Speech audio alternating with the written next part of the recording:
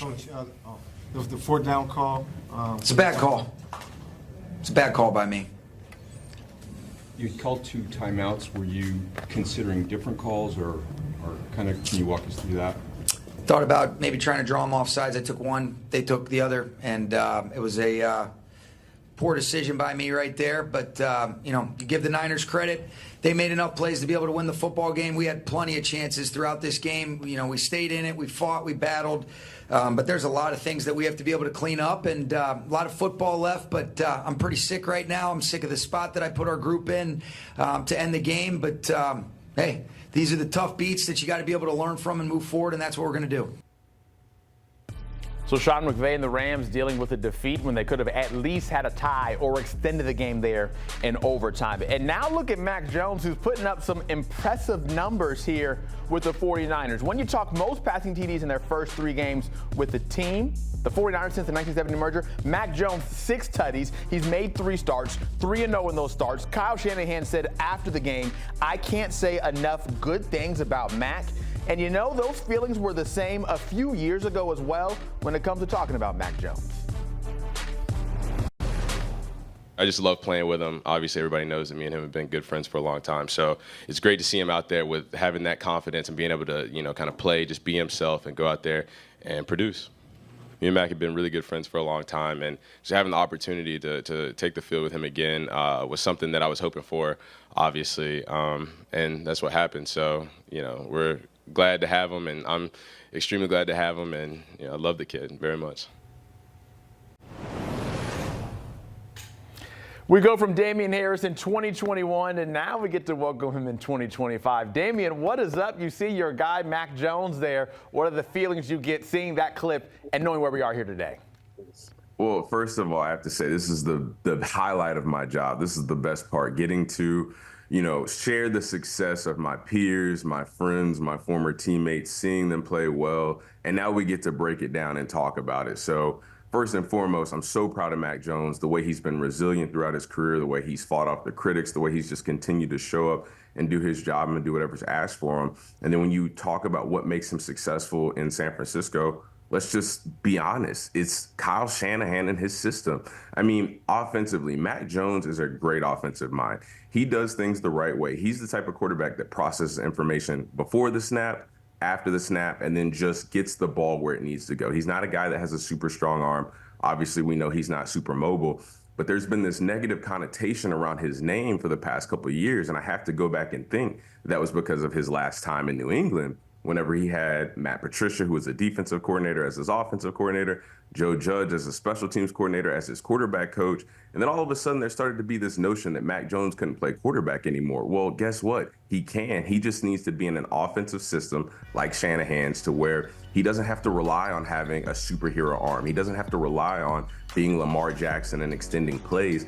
Guys are going to get open. He's going to deliver the football where it needs to, and he brings a gritty, tough mentality that we saw last night. Listen, he was having to be picked up and carried to the sideline at times. He went down with a reoccurring knee injury. We didn't know how much more of a beating he was going to be able to take, but he kept standing in the pocket. He kept delivering. He kept doing his job. And going back to what I said in the beginning, he was seeing the field pre-snap, post-snap, delivering the football where it needed to be, and that is why he's having success in San Francisco. You touched on this a bit, but I'm just so curious because the Mac that we're seeing now, this 3-0 and it starts with the Niners, and you compare that back to the Mac that we saw in the end in New England. And for you, you touched on coaching. Is that just what this is?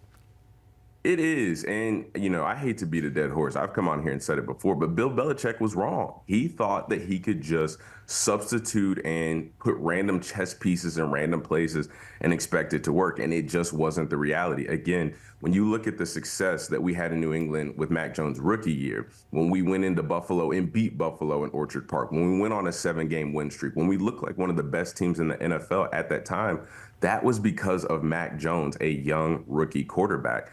Then we saw what happened after that. Now, all of a sudden, he's back in a system to where they play smart offensive football. They have good schemes. They have route combinations that are tried and true that Kyle Shanahan has been running for a long time. They're not throwing things at a whiteboard and hoping it sticks. And it shows when you're in a competent offense and you're a competent quarterback like Mac Jones, it's like 1 + 1 = 2. And let's not forget to mention, Zach, he's doing this without guys like George Kittle, without guys like Brandon Ayuk. Like, he is doing it with even a banged up Christian McCaffrey. Listen, I know he's coming back from last year's injuries, but he's still ramping up. He looked a little tired last night. Mac Jones is not doing this with a superstar cast. He's just doing it with a competent offensive game plan that he can sit down on Saturday night and be like, okay, you know what? I understand. On 3rd and 6 and we're on the +40, okay, I know where to go with the football. If we're backed up and it's 3rd and 15, okay, I know. I just don't need to take a sack because we got Fred Warner and other guys on defense that are going to potentially get us the ball back. So I just think this is a system for Mac Jones, and it just kind of makes you think, Zach, what if the San Francisco 49ers had just drafted Mac Jones instead of Trey Lance like we all thought they were going to do? Could have certainly rewrote the way that history in the past few years of the NFL is looking. Absolutely. You mentioned coaching and how important that is and having in the right system. Speaking of coaching, that leans its right to Sean McVay, who's lamenting that 4th and 1 play call that ended the game. Kyrie Williams stopped up the gut. Do you have a problem with the play call? Should they have called up something different? Just kick the field goal? What do you think? Well, as a resident running back, I'm never going to complain about running the ball on 4th and 1. Never, especially inside the 15-yard line. But where I have a problem with this is if you were going to play for the win, which Sean McVay and the Rams were clearly doing, you have to put the ball when the game is on the line in the hands of your best player. And that starts with Matthew Stafford. Listen, in year 17, he's playing at a level that a lot of quarterbacks are not playing at right now. We need to give Matthew Stafford his flowers for his longevity and his consistency throughout the course of his career in Detroit and in LA. And then you've got Puka Nacua and Devontae Adams, and those are one-on-one, gotta have it guys. I mean, whenever you practice before a game, you know, your Friday walkthrough leading into a game, you go through a list of gotta have it plays, and you have your gotta have it guys.